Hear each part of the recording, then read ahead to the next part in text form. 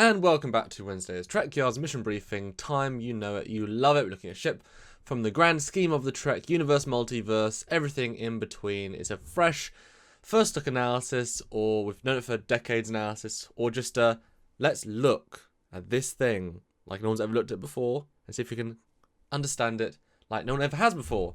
And Stuart, you brought this one to me and to us. So hi, how you doing? What is it? And go.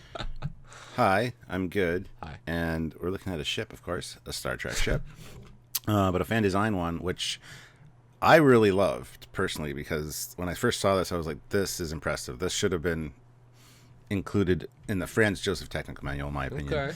It was sent to me by a member of, somebody that's a member of one of the Discords I follow, and they had posted it to the Trek Yards page, and then they messaged me privately, and I said, you know what, we need more mission briefings, so why don't you send me a few pictures and we will discuss it.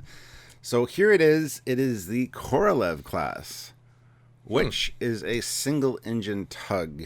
Of course, we all know the Ptolemy class from the Franz Joseph with the two underslung nacelles that carries the cargo pods. This is a single-engine version, and I think it's pretty fantastic. First thoughts. Yeah. Yeah, it's All right. fine. I mean, it I guess the cheaper equivalent. Well, it's ironic because we just just released our episode on the Saladin, which is another single-engine design, and the comments in that are mixed. I don't know if you've noticed. I hate this ship, or I absolutely love this ship. You guys did a fantastic job on detailing how it worked and all this. Well, you did. Single nacelle. I just said them out loud. Yeah, well. But anyway, so you either love single-engine designs or you hate them. This one I think is great, and with the way it's designed, it actually makes a little more sense than the Ptolemy a little bit. Well, if we go to the next picture, it's a great shot of it from the side, and again, this would be something you would expect to see in the Franz Joseph Technical Manual. And it follows the Ptolemy class tug design with the cargo docking module on the bottom of a small neck section. That's a pretty big neck section. It's very Connie's bigger than the Connie. Well, thicker, you mean? Well, looks longer to me. Well, it might be a little. I'm not sure. But I have a few facts for this ship, which I will. So just first of all, it was designed by Nikado and Hulok 982. Not his real name, I'm guessing. I would hope not. Otherwise, his parents did not love him. Now, so yeah, it's a cargo vessel or a tug, and its length is 210 meters. I would assume with a cargo module, or 11 decks, a crew of 95, and of course a warp speed factor of 6, which is the old warp scale, naturally. And that is still, we think, an X-ish scaling. Yeah. So pretty slow for the time. Like Yeah. a small smidge above, 100 years.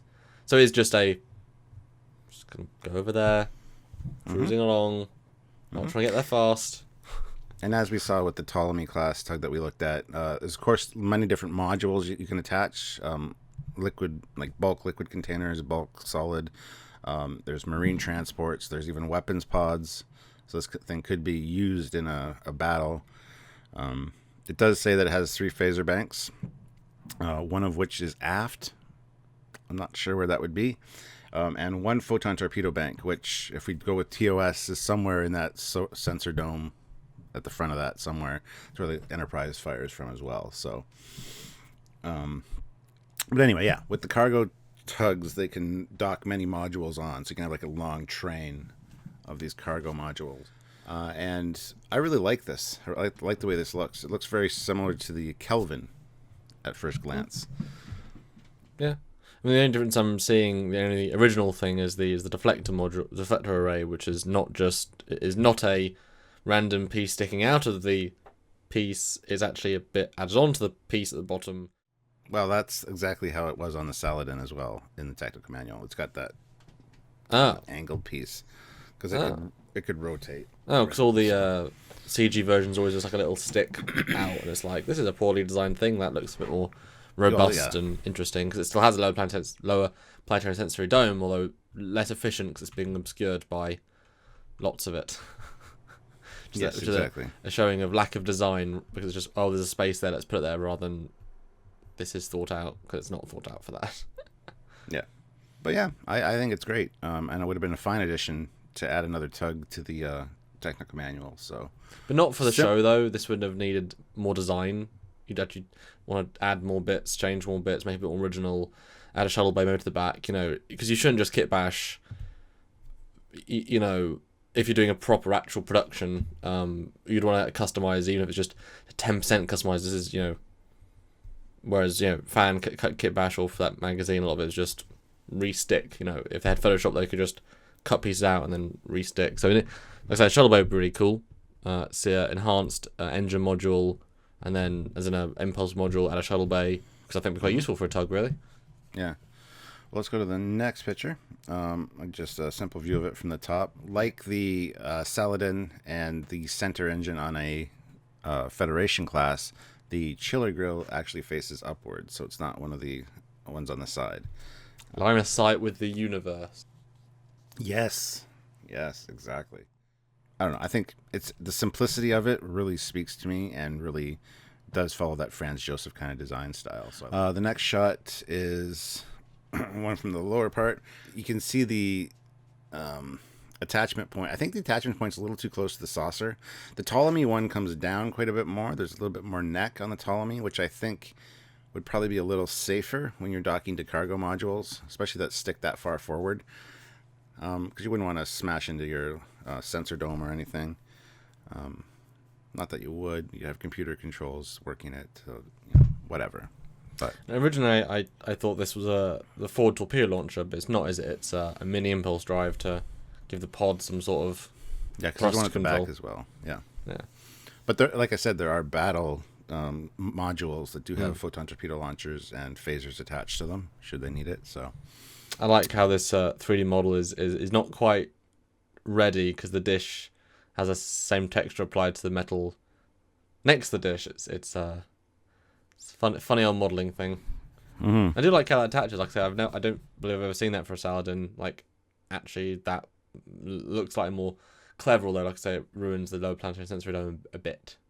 It would have been smarter to split the dome, like, in half, have it line and then have two halves, but give line of sight with the planet. That would have been a smart redesign for that, I think. Yeah, there's lots of little additions you could do, especially with the shuttle bay. Putting one right at the base of, or right at the bottom of the saucer, where the neck attaches. Or do cool. like an NX-style drop bay. Have two drops either side. They just launch a single shuttle from each. Boom, nice and functional. And we saw those, some of those on some of the Saladin classes that we looked at as well. Different shuttle elevators and things. There's not a lot of room in these ships with no secondary hull. All right, so next shot is from the front. Again, great line of sight with for the Bizarre collector. It's nothing really obscuring it like in the Saladin, because the Saladin does have that lower sensor dish as well. And a lot of people have complained that, it's blocking the Bizarre collector, but whatever. Yeah, this has a Kelvin-y vibe. Oh, for sure. This one in particular. Yeah, absolutely. Another great shot of it from kind of like low. And again, I'd like to see some shots with more cargo containers on. But here, the lack of the neck is really kind of bothering me. It seems a little off. From the side, it looks fine. But here, it just looks a little too nestled into that saucer for my liking. But again, you got to keep it within the warp bubble and rules.